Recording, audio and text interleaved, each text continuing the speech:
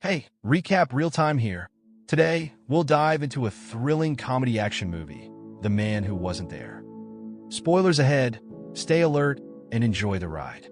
The movie opens with four men pulling up in Washington, D.C. in an old, beat-up car. Two suited men step out from the back, Secret Service agents Riley and Colt, while the other two are goons working under D. Wake, a cold-blooded murderer. Hidden in Colt's pocket is a steel ball containing vials of a mysterious blue liquid. Anyone who drinks this liquid can vanish into thin air, disappearing without a trace. Meanwhile, a grand luncheon is taking place at a nearby hotel, where top diplomats from various nations have gathered at the invitation of the U.S. government. The Argentine ambassador arrives, soon followed by the ambassador from the Palawan archipelago. It quickly becomes evident that diplomats from major nations are separated from those representing smaller countries.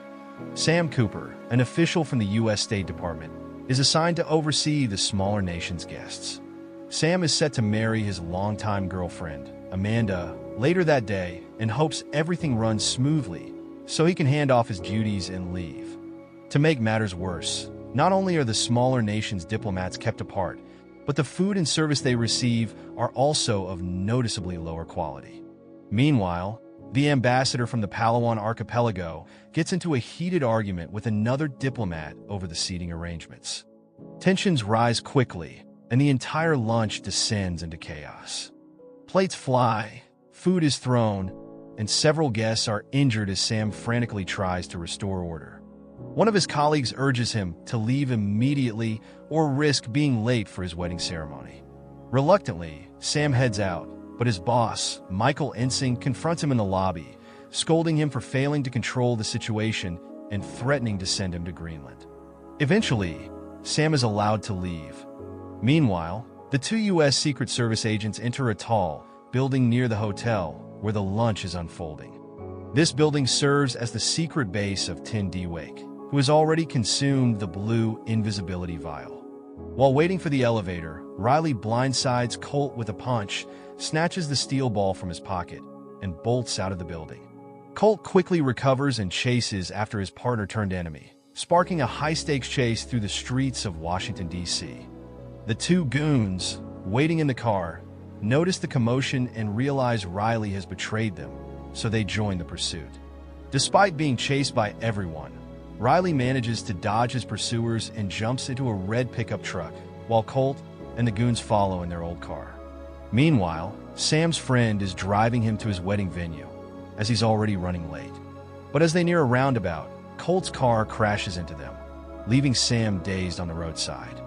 Luckily, a Russian embassy official arrives at the scene and offers Sam a ride when he learns about his urgent wedding. Hours later, Sam finally reaches the hotel where his wedding is set to take place. His fiancée is furious and skeptical of his excuse, who would work on their wedding day. Despite the chaos, Sam's friends manage to calm her down and leave him in their room to freshen up.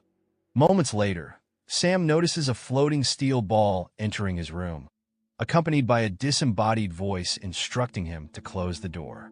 Thinking it's a prank, Sam pokes the air below the steel ball and is shocked to feel a human torso. Riley, who has drunk the invisibility liquid, is hiding, but before Sam can react, Colt and the goons storm in, knocking him unconscious. Though invisible, Riley tries to fight them off, but is eventually caught and stabbed. As he collapses, his body becomes visible, but he's only faking his death. Riley quietly rolls the steel ball under a nearby sofa.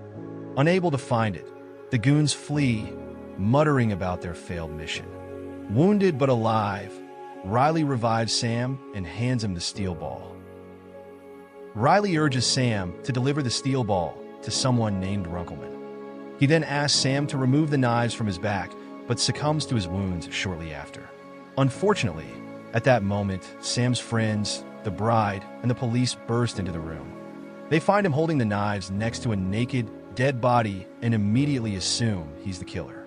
A chase ensues, but Sam manages to escape. Later that night, Colt and the goons return to their hideout, where an invisible Duke is reading a newspaper. It's revealed that Duke has been consuming multiple doses of the invisibility liquid to remain unseen. He wears a trench coat and hat so his henchmen can discern his location.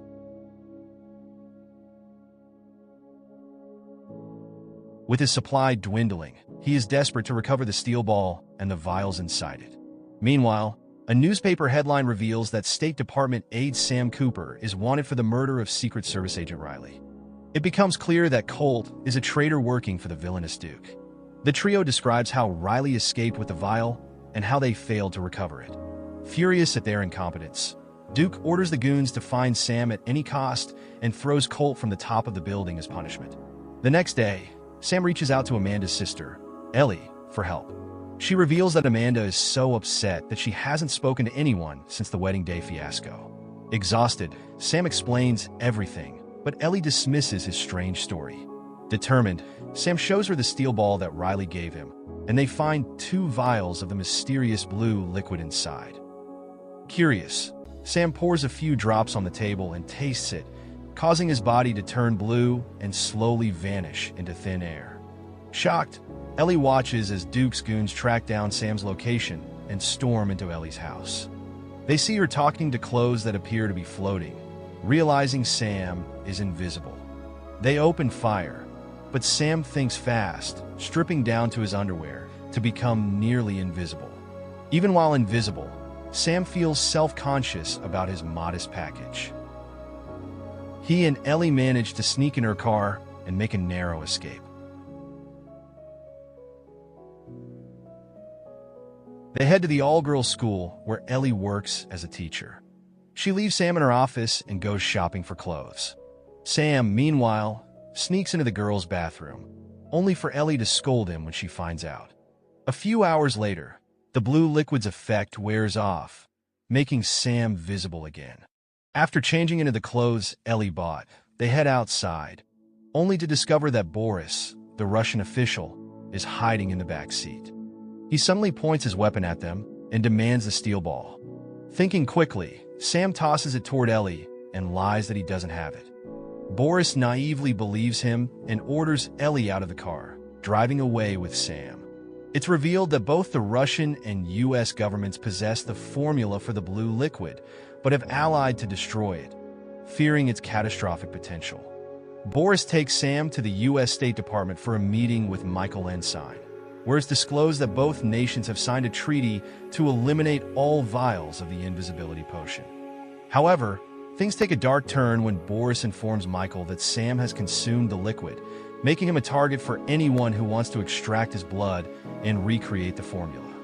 Michael coldly decides that Sam's body must be incinerated to prevent any risk. Before action can be taken, the ambassadors from the Palawan archipelago and Argentina storm into the office with complaints about the chaotic luncheon. Unknown to them, Ellie, now completely invisible, sneaks in behind them, holding a floating test tube filled with the invisibility liquid. Realizing her plan, Sam yells out to her in panic. Ellie reacts quickly, throwing the test tube to Sam, who drinks the liquid and becomes invisible once more. The duo manages to escape the building unscathed. They then head to Ted's apartment, one of Sam's close friends. Finding the door locked, Sam retrieves the spare key and they enter. Ellie heads to the bathroom to freshen up, and later, Sam and Ellie discuss his ruined wedding, leading to a heartfelt moment that turns into a passionate kiss on the couch. Unbeknownst to them, a group of old men in the neighboring building watches them closely. A few hours later, Sam hears the sound of multiple cars arriving outside the apartment, realizing his friend might have betrayed him by informing both U.S. and Russian agencies. Panicking, Sam and Ellie flee with the steel ball and take the emergency staircase to the basement. There, they encounter the old men from earlier. Ellie seizes the chance to borrow their car, distracting them with her charm. Later, Sam compiles a list of people named Runkleman and narrows it down to 9 candidates. Agent Riley had asked him to deliver the steel ball to someone named Runkleman before he died. They visit the addresses of each candidate, eliminating 8 before arriving at the final one by the dockyard. To their shock, they find Ted there. Ted reveals he is an undercover FBI agent monitoring the case of the invisible liquid. Riley's death was actually a bid to reach Ted, not Sam. As they talk, Runkleman's landline rings. Sam answers to find Duke on the other end, who has kidnapped Amanda and threatens to kill her unless Sam brings the steel ball to Capitol Hill. With no choices left, Sam shoves Ted aside and, with Ellie, rushes to a nearby boat. The duo arrives at Capitol Hill, only to be swiftly captured by Duke's goons. Inside, they finally meet the invisible villain, who reveals he had killed Runkleman long ago. He had been using Sam to get the steel ball delivered to Runkleman's place, where it could be retrieved without detection. As the liquid's effects fade, Duke starts to become visible, and the shocking truth is revealed. Amanda is the villain. She had been using a voice-altering device to sound like a man and had never loved Sam. She merely used him for her scheme. Conveniently, this revelation comes after Sam's infidelity. Just then, Boris and Ted arrive at Capitol Hill and take out the goons one by one. Amanda, panicked, grabs the steel ball and drinks another vial of the blue liquid. She becomes invisible again, strips off her clothes, and flees, cackling maniacally. Sam, Boris, and Ted corner her in the room where old U.S. currencies are incinerated. Amanda, driven to madness by the constant use of the liquid, realizes she's trapped. She climbs onto a conveyor belt and jumps into the fire, committing suicide. Sam and Ellie are heartbroken by her death, but Ted and Boris are relieved to have ended the threat. As the dust settles, Sam and Ellie come to terms with the chaos and loss, but their journey reveals just how unpredictable and dangerous things can get. If you enjoyed this wild ride and want more thrilling recaps, don't forget to hit that subscribe button and join us for the next adventure on Recap ReelTime.